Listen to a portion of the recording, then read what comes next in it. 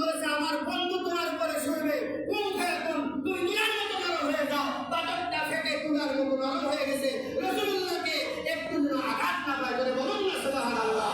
সেই নবীকে তুমি কষ্ট দাও, তোমার মতো বড় মুনাফিক আল্লাহর পৃথিবীতে আর নাই, বলুন ঠিক না ঠিক? বন্ধুগণ আমার, ওইখানে রাসূলুল্লাহ সাল্লাল্লাহু আলাইহি ওয়াসাল্লামকে যখন শোয়ালেন, আল্লাহর নবী সাল্লাল্লাহু আলাইহি ওয়াসাল্লাম পাথরের উপরে যখন শুয়ে পড়লেন, পাথরটা এমন নরম হয়ে গেল, তুলার মতো নরম হয়ে গেল। রাসূলুল্লাহ সাল্লাল্লাহু আলাইহি ওয়াসাল্লামের সম্মানে, তার ইজ্জতে, তার মর্যাদায় এখন সৌদি সরকার সেটাকে সুন্দর করে বাউন্ডারি বেড়া দিয়ে রেখেছেন, ওখানে কেউ যায় না। রাসূলুল্লাহর সম্মান অনুযায়ী এখানে কেউ যায় না।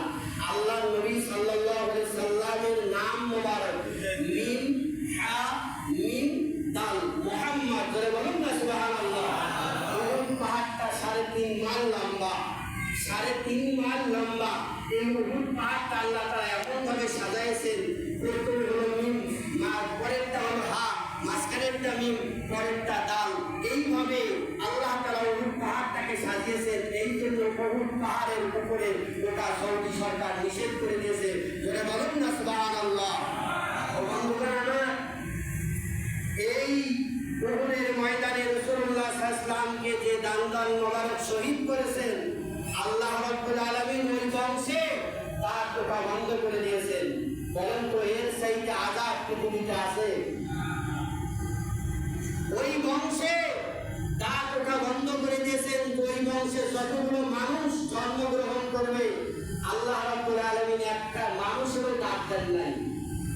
এর চাইতে অপমান, এর চাইতে কষ্ট, এর চাইতে ব্যাগ যদি পৃথিবীতে আর হয় না, দুনিয়ার জমিনে তার শাস্তি, এই অল্প শাস্তি।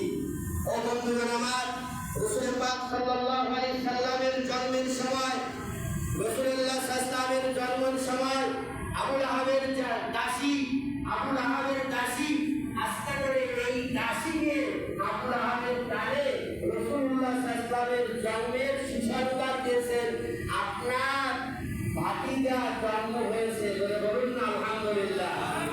এই ভাতিজার জন্ম হয়েছে, এইটা সুসংবাদ দেওয়ার কারণে সঙ্গে সঙ্গে আবু লাহাব এই দাসীকে আজাদ করে দিয়েছেন, মুক্ত করে দিয়েছেন। আল্লাহ রাব্বুল আলামিন এই দাসীটা ওই আবু লাহাব আজাদ করে দেওয়ার কারণে, জন্মের সুসংবাদ দেওয়ার কারণে, দাসীকে আজাদ করে দেওয়ার কারণে আবু লাহাবের কবরের আযাব সোমবারের দিন আল্লাহ তাআলা হালকা করে দেয়, বলে বলুন না সুবহানাল্লাহ। আর তুমি রাসূলুল্লাহ সাল্লাল্লাহু আলাইহি ওয়াসাল্লামের বিরুদ্ধে করে, রাসূলুল্লাহ সাল্লাল্লাহু আলাইহি ওয়াসাল্লামের বিরুদ্ধে কথা বলে, রাসূলুল্লাহ সাল্লাল্লাহু আলাইহি ওয়াসাল্লামকে খাটো করে, রাসূলুল্লাহ সাল্লাল্লাহু আলাইহি ওয়াসাল্লামের কটূক্তি করে, রাসূলুল্লাহ সাল্লাল্লাহু আলাইহি ওয়াসাল্লামের মর্যাদাকে প্রতিপন্ন করার জন্য তুমি বড় আলেম ছেড়েছো, কবরে যাও, আল্লাহ রাব্বুল আলামিন তোমার বিচার করবে, ঠিক না বেঠিক? এই জন্য বন্ধুরা, আল্লাহর নবী সাল্লাল্লাহু আলাইহি সাল্লামের শানে কেউ যেন দুশমনি না করে।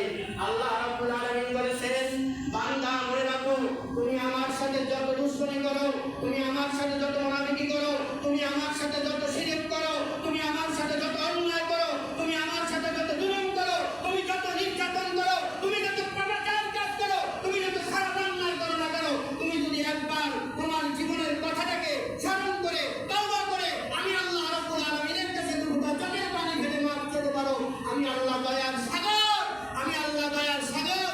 আল্লাহ রাব্বুল আলামিন বলেন, আমি বান্দা তোমাকে মাফ করে দিতে পারি, মাফ করে দিব, কিন্তু আমার রাসূলের সাথে বেয়াদবি করলে তোমাকে দুনিয়াও ছাড়বো না, আখিরাতেও তোমাকে মাফ করবো না, বলা ঠিক না বেঠিক?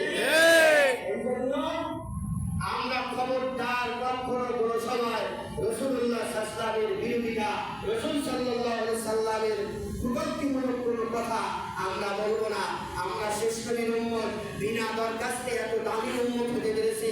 আল্লাহ তাআলা আমাদেরকে সৌভাগ্যবান বানিয়েছেন, আল্লাহ তাআলা আমাদেরকে অনেক মর্যাদাবান বানিয়েছেন, আল্লাহ তাআলা আমাদেরকে অনেক মর্যাদা দিয়েছেন। কারণ অন্য অন্য নবীদের বেলায় গত শুক্রবার বা তার আগে শুক্রবার বলছিলাম যে লূত আলাইহিস সালামের উম্মতকে আল্লাহ তাআলা ধ্বংস করে দিয়েছেন, এবং তার সাথে আল্লাহ রাব্বুল আলামিন নেককার আরো 40,000 উম্মতকে ধ্বংস করে দিয়েছেন। কিন্তু আমাদের উপরে আল্লাহ তাআলা এত জুলুম, আশ্চর্য